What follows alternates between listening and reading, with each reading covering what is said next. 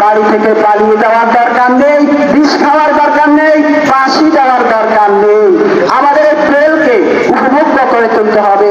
মাননীয় শিক্ষামন্ত্রী, যারা পরীক্ষার খারাপ রেজাল্ট করবে আপনি তাদের জন্য একটা বিকল্প ব্যবস্থা করুন, যাতে করে পরবর্তী 3 মাসের মধ্যে তারা আর একটা পরীক্ষায় অংশগ্রহণ করতে পারে। পাশাপাশি যেসব শিক্ষার্থী খারাপ রেজাল্ট করবে তারা যেন আপনার যে কোনো একটা কাজে কর্মে নিজেকে নিয়োজিত করতে পারে। এসএসসি পরীক্ষা খারাপ করা মাত্রই একটা শিক্ষার্থী ফ্রিজের কাজ, এসির কাজ কিংবা টাইপিং স্পিড বাড়াবে। এরকম কর্মমুখী কাজে তারা যেন জড়িত হতে পারে, আপনি সেই পদক্ষেপ গ্রহণ করুন।